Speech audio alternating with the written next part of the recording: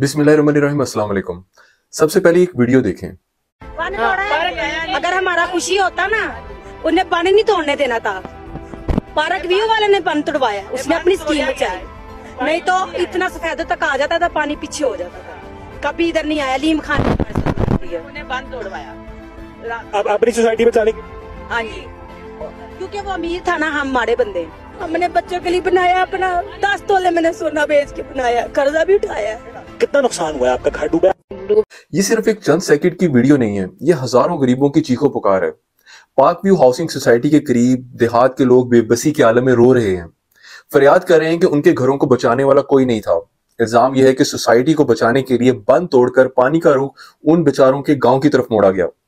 Park view city housing society एक ऐसी housing society है जो आजकल सैलाब की जद में है। सोचिए, वो लोग जिन्होंने कर्ज लेकर एक छत बनाई है, जिन्होंने सालों की कमाई से अपना मकान खड़ा किया, उनकी मेहनत, उनकी जमा पूंजी सब पानी में बह गई। अब सवाल यह है कि अगर 9 मई के जो बाद में लोगों को बगैर सोचे समझे सजाएं मिल सकती हैं, उनकी जायदादें जब्त हो सकती हैं, उनके बिजनेसेस को कोलैप्स किया जा सकता है, तो क्या वही कानून अलीम खान समेत LDA, revenue department, irrigation department, environmental protection department और टाउन प्लानिंग के वो अफसरान जिनकी मिली भगत से ये गैर कानूनी हाउसिंग सोसाइटी वजूद में आई है, इन सबको उसी कानून के तहत कटहरे में लाया जाएगा? ताकतवर सरमायादार और करप्ट ऑफिसर्स जब तक बचते रहेंगे, इंसाफ एक मजाक ही बना रहेगा। असल इंसाफ तब होगा जब ये सब कड़ी सजा पाएंगे और अवाम को उनका हक वापस मिलेगा। ये वही दोहरा म्यार है जिसने पाकिस्तान को तबाह करके रख दिया है। आम लोगों के दिलों में तो यही आएगा ना कि अगर इन पर छोटा सा भी शक हो, किसी बात का गुमान हो कि किसी खास पार्टी के साथ एफिलिएटेड है, तो उनकी जिंदगी उन पर तंग कर दी जाती है।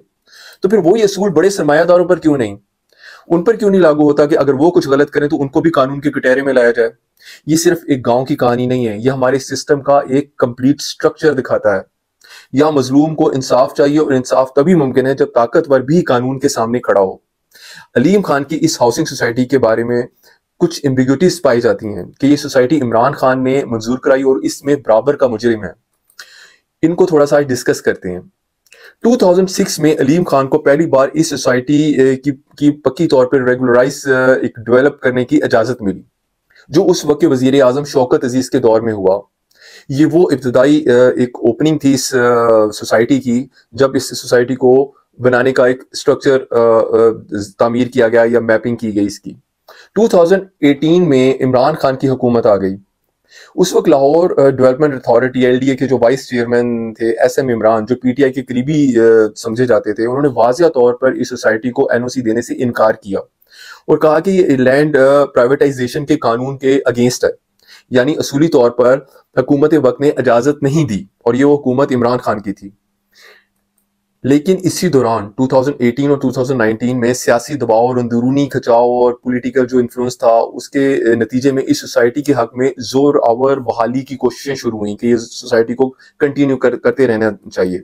मतलब ये कि इमरान खान बराह रास्त इजाजत देने के बजाय बिल्कुल चुप करके एक साइड पे हो गए, सियासी तौर पर या गैर सियासी तौर पर अलीम खान के असर रसूख को रोक ना सके, क्योंकि इमरान खान एक कमजोर वजीर आजम था।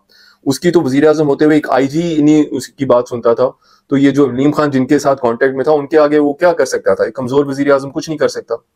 अब कुछ लोग ये गुमराहकुन प्रोपेगेंडा कर रहे हैं कि इमरान खान के दौर पर इस सोसाइटी की इजाजत दी गई, जो कि गलत है। अलीम खान को असल इजाजत शौकत अजीज के दौर में मिली जब वो प्राइम मिनिस्टर था। इमरान खान के दौर में एनओसी रुका भी और दबाव के जरिए सोसाइटी दोबारा जोर पकड़ती रही, यानी इमरान खान ने बराह रास्त दस्तखत करके इजाजत नहीं दी।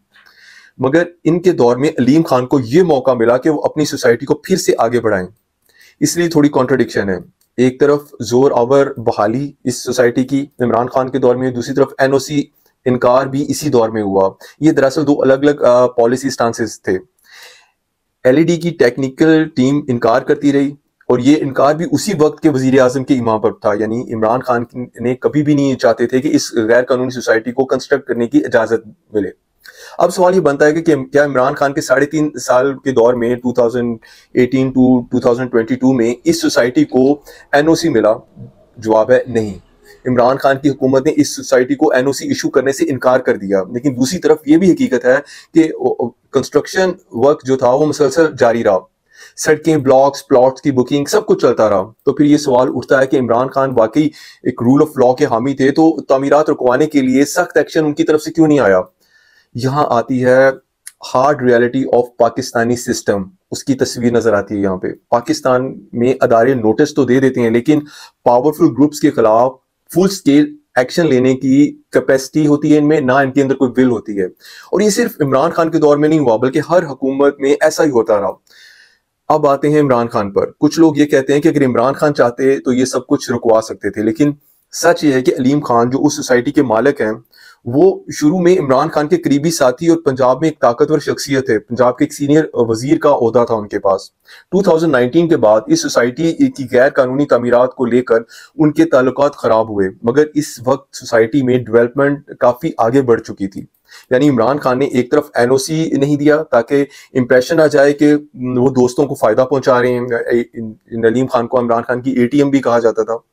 लेकिन दूसरी तरफ सिस्टमैटिक मजबूरियां और सियासी तनाज़ात की वजह से तामीरात को मुकम्मल तौर पर रोकना भी इतना आसान नहीं था। ये वही कंस्ट्रक्शन है जो हमें पाकिस्तान के पूरे सिस्टम में नजर आती है। इमरान खान ने अपने हिस्से की कोशिश की कि एनओसी ना दें और कानून के मुताबिक रहें, मगर ग्राउंड रियलिटीज और ताकतवर तबके के दबाव ने तामीरात और कंस्ट्रक्शनल वर्क को चलते रहने दिया। इमरान खान की नीयत पर सवाल नहीं उठाया जा सकता, लेकिन हकीकत यह है कि वो भी स्टेटस को और सिस्टम का शिकार हुए, इस गंदे सिस्टम का जो ताकतवर को सपोर्ट करता है, जिसके बाद उन्होंने इस सिस्टम से बगावत की और नतीजा आपके सामने है कि वो वजीर आजम ही नहीं रहे। यह पिक्चर देख रहे हैं, ये वो खानदान है जो कई दिहाइयों से सियासत में है, और उनकी सियासत का असल चेहरा यही है कि गरीबों के दुख सिर्फ फोटो सेशंस तक इस्तेमाल किए जाते हैं, उनके दुखों को अपनी पब्लिसिटी के लिए यूज करते हैं ये लोग। 2011 में भी यही ड्रामा हुआ और आज 2025 में भी यही तमाशा जारी है। असल काम जैसे डैम्स बनाना, हिफाजती बंद बनाना, या मुस्तकिल रिलीफ का प्लान कुछ बनाना, या लॉन्ग टर्म प्लानिंग करना कि सैलाब तो हर साल आ जाता है, एटलीस्ट इसकी जो डिस्ट्रक्शन है, इसकी जो तबाही है, वो कम से कम लेवल पे की जा सके, इस तरह का हम कोई प्लान करें। ये करने से ये लोग कासर हैं। कभी भी इनकी प्रायोरिटीज में ये चीज नहीं रही। ये लोग सिर्फ वादे, तकरीरें और तस्वीरें बनाते हैं। अब अवाम इतने बेवकूफ नहीं रहे, प्रॉब्लम अब ये है इनके लिए। इसलिए हुक्मरानों ने नया तरीका निकाल लिया है, जो सवाल करे, जो धोखा ना खा सके, उसे डरा धमकाकर चुप करा दो। यही हमारी सियासत का एक डिलेमा है और यही अवाम की बर्बादी का असल नतीजा है। इंशाअल्लाह ताला आपसे फिर बात होगी, तब तक के लिए फी अमान अल्लाह।